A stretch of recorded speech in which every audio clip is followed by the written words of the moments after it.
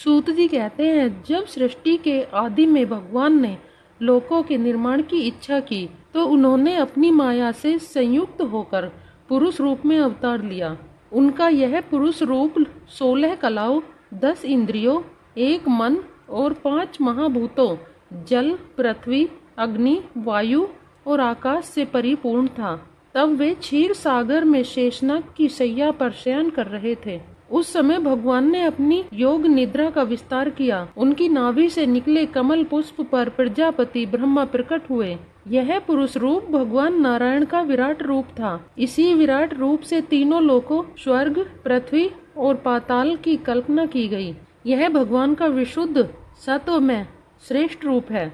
भगवान के इस रूप में हजारों सिर, हजारों हाथ, हजारों पैर, हजारों जांघें, हजारों भुजाएं, मुख, कान, आंखें, नासिकाएं आदि हैं। भगवान का यह विराट रूप नारायण विविध अवतारों को जन्म देता है। लाखों जीव योनियों में इसी नारायण का सूक्ष्म अंश विद्यमान है। सबसे पहले भगवान ने कौमार सर्ग में सनक, सनंदन, सनातन और सनत कुमार नाम के 4 ब्राह्मणों के रूप में अवतार लिया और अखंड ब्रह्मचर्य का कठोर व्रत का पालन किया। दूसरी बार जल में डूबी हुई पृथ्वी के उद्धार के लिए शूकर का अवतार लिया। तीसरा अवतार देवर्षि नारद के रूप में लिया और नारद पांचरात्र का उपदेश दिया। चौथा अवतार नर नारायण के रूप में उन्होंने धर्म की पत्नी मूर्ति के गर्भ से लिया। इस समय उन्होंने ऋषि रूप में मन और इंद्रियों के नियंत्रण अर्थात संयम का कठोर तप किया। 5वें अवतार में वे सिद्धों के स्वामी कपिल के रूप में आए। 6ठे अवतार में वे अनुसुईया के पुत्र दत्तात्रेय बने। 7वां अवतार उन्होंने यज्ञ के रूप में रुचि प्रजापति की पत्नी आकुति के गर्भ से लिया और अपने पुत्र यम और देवताओं के साथ मिलकर स्वयंभू मनवंतर की रक्षा की। 8वां अवतार ऋषभ देव के रूप में राजा नाभि की पत्नी मेरु देवी के गर्भ से लिया और आश्रम वासियों को परम हंसों का मार्ग दिखाया। 9वां अवतार उन्होंने ऋषियों की प्रार्थना पर राजा पृथु के रूप में लिया। इस अवतार के रूप में भगवान ने पृथ्वी पर फैली समस्त औषधियों का ज्ञान कराया। यह अवतार लोक कल्याण के लिए लिया गया था।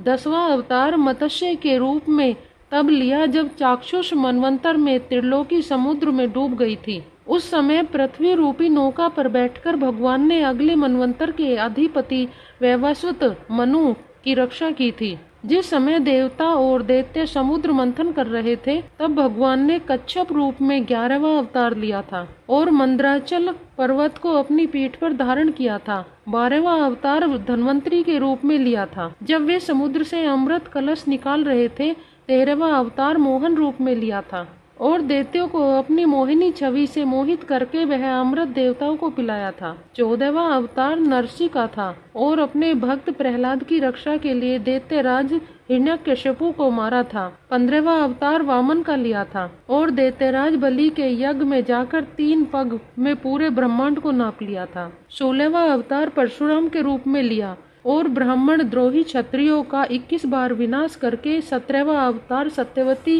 के गर्भ से कृष्ण द्वैपायन व्यास के रूप में लिया और वेदों की कई शाखाएं बनाकर अनेक पुराणों, महाभारत आदि धर्म ग्रंथों की रचना की। 18वां अवतार उन्होंने दशरथ नंदन अयोध्यापति श्री रामचंद्र के रूप में लिया और राक्षस राज रावण का वध किया। 19वां अवतार श्री बलराम के रूप में और 20वां अवतार श्री कृष्ण के रूप में लिया तथा कंस, जरासंध और दुर्योधन जैसे पापियों का वध करके पृथ्वी का भार हल्का किया। कलयुग आने पर बुद्ध के रूप में 21वां अवतार लिया और 22वें अवतार के रूप में भगवान कलयुग के अंत में विष्णु यश नामक ब्राह्मण के घर कल के रूप में अवतीर्ण होंगे। हे ऋषियों, श्री हरि के असंख्य अवतार महापुरुषों के रूप में सदा सदा इस पृथ्वी पर अवतरित होते रहते हैं। जब जब भी धरती पर धर्म का पापाचार बढ़ता है तभी भगवान उस पाप को नष्ट करने के लिए किसी न किसी रूप में इस धरती पर अवतार लेते हैं और अपने भक्तों की रक्षा करते हैं। भगवान श्री हरि की यह कथा अत्यंत गोपनीय और रहस्यमयी है। जो भी मनुष्य एकाग्रचित होकर नियम पूर्वक सुबह शाम प्रेम से श्रीमद् भागवत कथा को पढ़ता या सुनता है वह सभी प्रकार के दुखों से छूट जाता है। प्रकृति स्वरूप माया से आच्छादित भगवान का यह साकार स्वरूप अत्यंत मनोहारी और अनंत गुणों से युक्त है। उसे स्वयं भगवान के द्वारा कल्पित किया गया है। इसके रहस्य को वे ही प्रेमी जान सकते हैं जो शुद्ध हृदय से भगवान के मन भावन मोर मुकुट पीताम्बरधारी श्री कृष्ण के रूप माधुरी पर तन मन से वारी वारी जाते हैं, बार बार उन पर न्योछावर होते हैं। इस स्थूल रूप से परे भगवान का जो सूक्ष्म अव्यक्त स्वरूप विद्यमान है, उसे पाना अत्यंत कठिन है। वह निराकार रूप सूक्ष्म रूप में प्रत्येक जीव में विद्यमान रहता है। यही आत्मा है। इसी के प्रवेश से नए जीव का आविर्भाव होता है और इसी के चले जाने से जीव की मृत्यु हो जाती है। यह आवागमन का चक्र निरंतर चलता रहता है।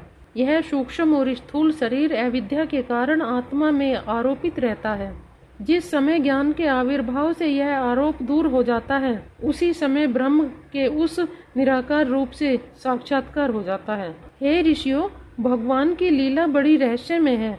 वे अपनी लीला से ही जगत का सृजन, पालन और संहार करते हैं, परंतु वे स्वयं इसमें आसक्त कभी नहीं होते। प्राणियों के अंतकरण में छिपे रहकर समस्त ज्ञानेंद्रियों और मन के माध्यम से ये जीव के सभी भावों और विषयों को ग्रहण करते हैं, फिर भी उनमें लिप्त नहीं होते। जैसे आम लोग जादूगर के कर्तव्यों को अपनी खुली आंखों से भी नहीं समझ पाते, उसी प्रकार दुर्बुद्धि व्यक्ति अनेकानेक तर्कों से भी परमात्मा की लीलाओं को नहीं समझ पाते। भगवान की शक्ति अपरिमित और पराक्रम अनंत है। उनकी था पाना असंभव है। वे जगत और जीव में रहते हुए भी उनसे परे हैं। उन्हें वही जान सकता है जो निष्कपट भाव से नित्य उनके चरणों का चिंतन करता है और अपने आप को उनमें समर्पित कर देता है।